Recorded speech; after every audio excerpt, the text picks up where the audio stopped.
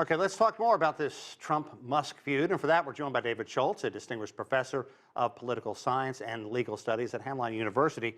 David, welcome to the program. Thank you very much for having me. Wow, this public feud between Trump and Musk is hitting Tesla hard. It did on Thursday, the stock dropping during trading about 18%, back and forth today, finishing up 4%, not bad on the day. But this isn't the first time we've seen a volatile move within Tesla, with Musk's focus on his work with the Department of Government Efficiency, the controversial backing of many conservative candidates. We've seen that stock price. Do you think this is the last time we're going to see this feud, this relationship that he has with Trump and the U.S. government affect his bottom line? I think it's going to continue, and I think this relationship is going to continue to be almost like the proverbial dysfunctional relationship, that in some sense, both of them are so dependent upon one another. Tesla gets lots of contracts from the government.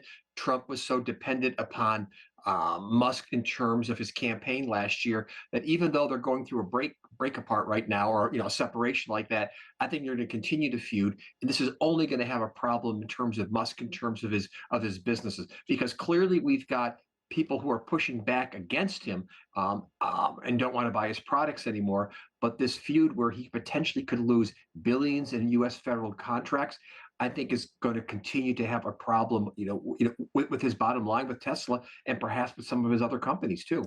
Yeah, let's talk about some of those other companies. SpaceX obviously comes to mind. That company simply crucial to the U.S. space program, as I understand it, the only space rocket that can take U.S. astronauts back and forth to the International Space Station. Now, there have been rumblings that the federal government could just cancel all his contracts if Trump decides to make that power move. However, for his part, Musk has said, you know what, I may just shelf Dragon altogether. Good luck getting back and forth yourself. Yeah, no, I mean, both of them are playing what we would call in the United States, they're playing a game of chicken, or a dare between the two of them there. And again, they're both highly dependent upon one another.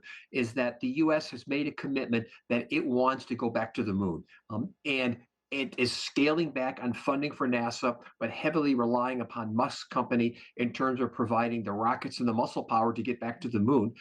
And Musk is clearly counting on that type of business, in terms of the billions of dollars that it brings in. And so again, we're going to see this continued friction between the Trump priorities and the Musk priorities in terms of what they want to do. And again, I don't see a real divorce happening in terms of a complete separation, but it's going to continue to be I'll say, a very acrimonious and very contentious relationship as they sort out turf between the two of them. Well, Trump has a lot at stake because Musk promised to give millions of dollars to groups controlled by President Trump before the upcoming 2026 midterms. With that in mind, what ways can Musk undermine Trump politically? Well, he can do it in a variety of different ways. I think the most important one could be in terms of, well, first off, it's going to be how he uses X in terms of messaging, and how does that reach so many people in terms of potential voters in 2026. But let's say he were to commit all the money that he was going to give to conservative Republican candidates instead, who are supporting Trump, and instead give that to, let's say, Democrats. He's talked about maybe starting a third party, or to give it to Republicans who are not supporting Trump. He could create a lot of problems for Trump. Think about it here, that generally the president's party, regardless of who the president is, loses about 24 seats in the House in midterm elections. It's a very close House right now. If Musk starts to put in millions of dollars opposing the Republicans who are there right now, this could have a dramatic impact in terms of weakening Donald Trump, and really weakening parts of the Republican Party that are loyal to him. David, we don't have a lot of time left, but if this was a movie, we could call it Where Egos Dare. And how likely is there to be a reconciliation between Trump and Musk? Because the president's saying, I'm not calling him. He's got to call me. Yeah. I mean, never say never. Again, I go back to sort of this is a dysfunctional relationship where the two of them can't live with one another. They can't live without one another. I expect in the next few months, going into 2026, it's going to be a continued on again, off again relationship like that, because both of them are what? They both have egos. They both have their own mouthpieces. They're going to continue to fight.